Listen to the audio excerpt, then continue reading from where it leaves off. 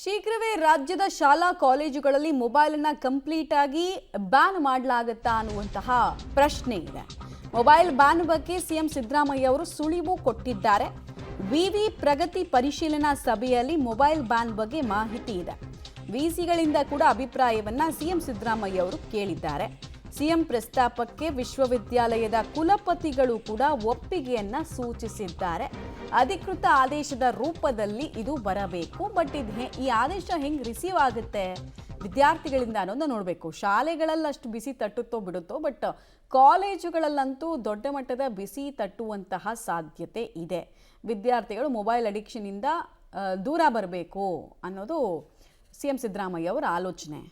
But ಕೇವಲ addiction ಒಂದೇ ಅಲ್ವಲ್ಲ.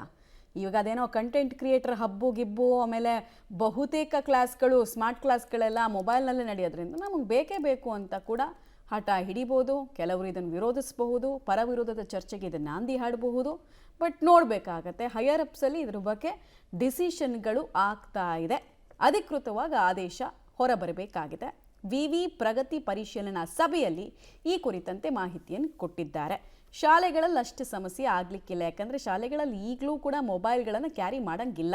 ಬ್ಯಾನೆ ಸಿಕ್ಕಾಕೊಂಡ್ರೆ ಮತ್ತು ಮೊಬೈಲನ್ನು ಕಾನ್ಫಿಸ್ಕೇಟ್ ಮಾಡುವಂತಹ ನಿಯಮ ಈಗಲೂ ಇದೆ. ಕಾಲೇಜುಗಳಲ್ಲಿ ಹಾಗಿಲ್ಲ. ದೂರದ ಊರಿಂದ ಪ್ರಯಾಣ ಮಾಡ್ತಾರೆ ಮತ್ತು ಕನ್ವೀನಿಯನ್ಸ್ಗೆ ತಕ್ಕ ಹಾಗೆ ಬೇಕು ಮೊಬೈಲು ಅಂತ ಹೇಳಿ ಬಿಟ್ಟಿದ್ದಾರೆ. ಕ್ಲಾಸ್ ರೂಮ್ನಲ್ಲಿ ಯೂಸ್ ಮಾಡಬೇಡಿ ಅಂತ ಅಷ್ಟೇ ಹೇಳಿದ್ದಾರೆ. ದೇಶಗಳಲ್ಲಿ ಮಾಡಿದ, ಆಸ್ಟ್ರೇಲಿಯಾದಲ್ಲಿ ಮಾಡಿದ್ದಾರೆ, ಯುರೋಪ್ ಕಂಟ್ರಿಗಳಲ್ಲಿ ಕೆಲವು ದೇಶಗಳಲ್ಲಿ ಮಾಡಿದ್ದಾರೆ. ಮೊಬೈಲ್ ಬ್ಯಾನ್ ಮಾಡೋದು, ವಿದ್ಯಾರ್ಥಿಗಳಲ್ಲಿ ಮೊಬೈಲ್ ಬ್ಯಾನ್. ನಿಮ್ಮ ಅಭಿಪ್ರಾಯ ಏನು ಅಂತದನ್ನ ಕೇಳಿದ್ರೆ, ಅಂದ್ರೆ ವಯಸ್ಸಾದವರಲ್ಲ, 16 ವರ್ಷದೊಳಗಡೆ ಇರ್ತಕ್ಕಂಥವ್ರು.